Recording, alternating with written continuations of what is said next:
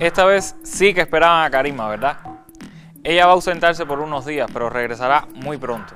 Intentamos buscar otro sustituto, incluso hablamos con uno de nuestros seguidores en Facebook, que amablemente nos recomendó a su primo de 10 años para conducir el programa. Por desgracia, no nos dio luego sus datos para contactarlo, así que, una vez más, van a tener que conformarse conmigo.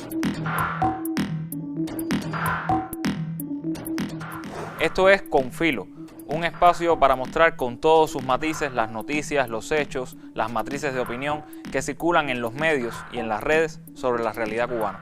Vamos a rasgar la costura de la manipulación mediática y adentrarnos en la arista filosa de los acontecimientos.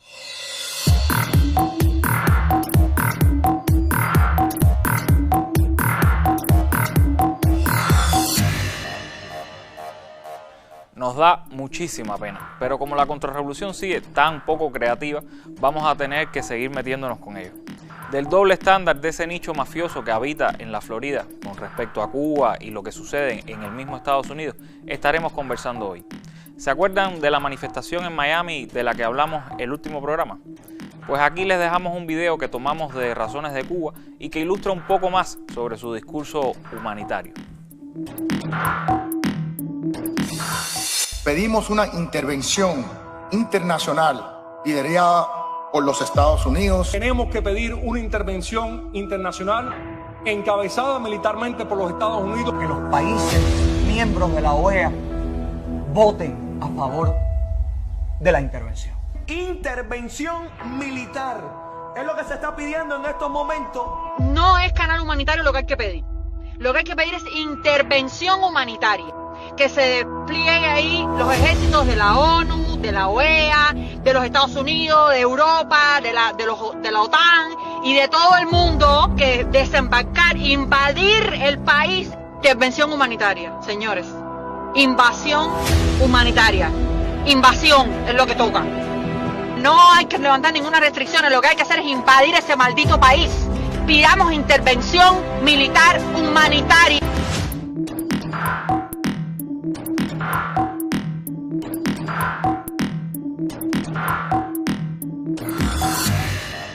Obviamente, no hay nada más humanitario que una invasión. Y con ese espíritu filantrópico intentan que el ejército estadounidense haga lo que ellos no tuvieron ni la capacidad ni el valor de hacer. Y dicen, encima, que es para resolver los problemas de los cubanos, incluido el pico pandémico que estamos enfrentando. Pero resulta que allá, en la Florida, donde se están manifestando por la crítica situación de Cuba, las cosas no están del todo bien. En casa del herrero, cuchillo de palo.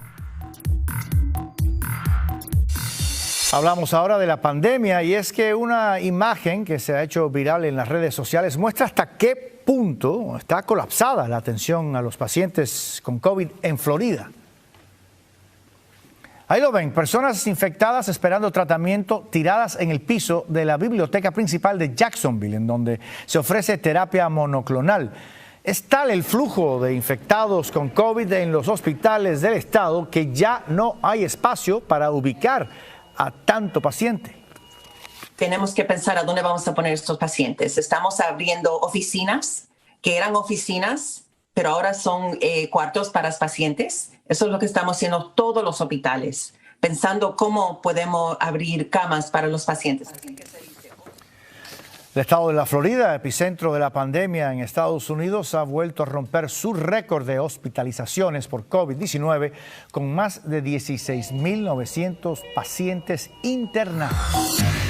La Florida se ha vuelto el epicentro de la pandemia en Estados Unidos y uno de los peores focos de la enfermedad a nivel internacional. Incluso el humorista político estadounidense Stephen Colbert lanzaba un llamado en su show, Don't Go to Florida. Pero hay que ser justos. En otras ciudades y estados de la Unión también se viven realidades terribles. Mientras el New York Times atacaba el sistema de salud cubano, que es cierto se ha visto tensado por el auge de la COVID-19 y su dichosa variable Delta, la gobernadora de Nueva York ha tenido que admitir que 12.000 muertes por esa enfermedad fueron pasadas por alto, nunca fueron contadas. Pero claro, es el sistema de salud cubano el que tiene fallas.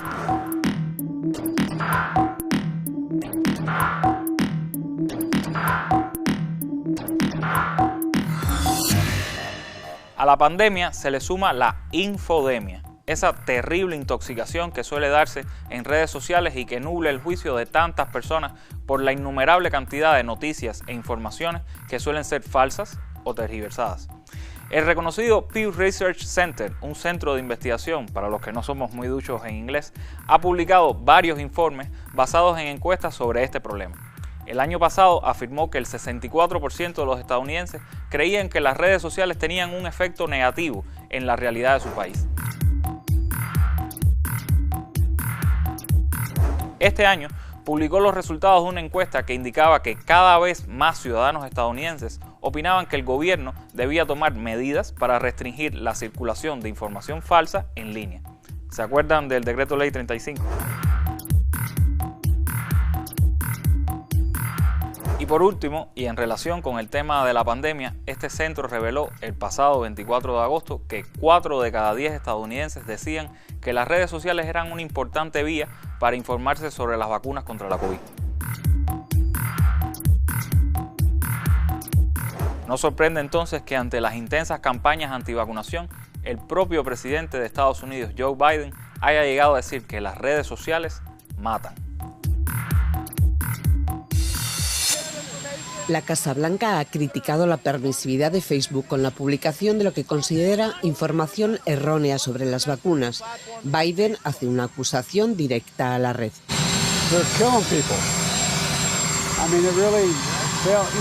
The only pandemic we have is among the unvaccinated, and they're killing people.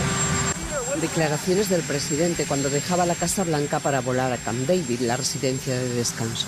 La secretaria de prensa de la Casa Blanca precisa que aunque el gobierno ha tomado medidas, Facebook es una empresa privada y hay que seguir un protocolo de actuación, pero que se van a dar nuevos pasos.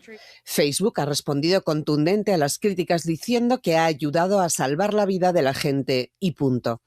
La administración demócrata ha decidido aumentar la presión sobre Silicon Valley para que se hagan cargo de la información falsa que sobre todo propagan una docena de personas a los que se llama como los 12 de la desinformación. En marzo pasado ya habían reclamado tanto a Facebook como a Twitter que cerraran las páginas administradas por esa docena de personas. Entre ellas Robert Kennedy, sobrino del presidente, que tiene 300.000 seguidores. Instagram ya cerró su cuenta en febrero. Sin embargo, Kennedy todavía utiliza Facebook, donde tiene más de 300.000 seguidores. Solo un mínimo de coherencia haría falta para que todos esos políticos y activistas que desde Estados Unidos muestran tanta preocupación por Cuba se manifestaran públicamente por la tensa situación epidemiológica que vive ese querido país norteño. Claro que pedirle coherencia a esa gente es como pedirle peras al horno. Segundo refrán que digo hoy. Sobre esas asimetrías mediáticas y del por qué no se ha hecho viral en redes un SOS Florida o un SOS Miami, nos habla Cuba Información.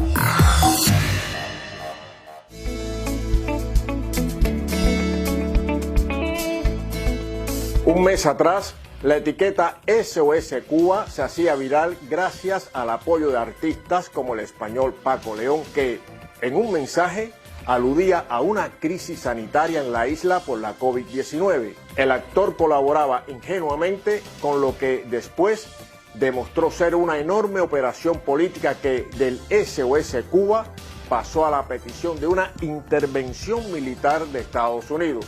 Hoy, un mes después, en el estado de la Florida, hay un repunte grave de COVID-19, con 15.000 ingresos hospitalarios cada día. En Cuba, a pesar del aumento de casos, la cifra relativa de fallecimientos es de 7,5 veces menor, por ejemplo, que en el condado de Miami-Dade o que en la Comunidad de Madrid. ¿Habrá un SOS Miami, un SOS Madrid con apoyo de artistas internacionales? Cuba sufre un grave desabastecimiento de medicamentos debido a la falta de ingresos por turismo, al bloqueo y a las nuevas sanciones de Estados Unidos. Aún así, el mismo día en que se lanzaba la campaña SOS Cuba, la Universidad Johns Hopkins publicaba una estadística reveladora acerca de la tasa de muertes por millón de habitantes. En el mundo era de 519, en Estados Unidos de 1.870 y en Cuba de 132. Hace un mes, Producto de las penurias materiales y de una enorme campaña de redes sociales, se producían protestas contra el gobierno cubano. Y es lógico que fueran noticia internacional por su carácter inédito, pero con tanta intensidad. En una semana, el diario español ABC publicó sobre el asunto 220 textos digitales, a 30 por día. De su contenido y equilibrio informativo, ni hablemos. En toda la red de medios corporativos fueron cientos de noticias, reportajes, entrevistas, comentarios editoriales y tertulias sobre Cuba. Pero en ese mismo periodo, ¿cuántos editoriales leyeron sobre las más de 200 muertes en las protestas de Sudáfrica?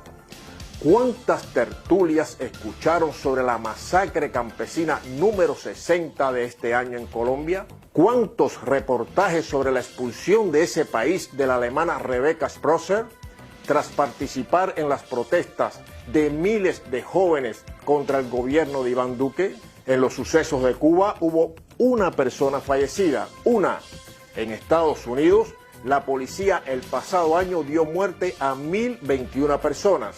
Hace 3 semanas, 22 presos morían en los motines de 2 cárceles de Ecuador.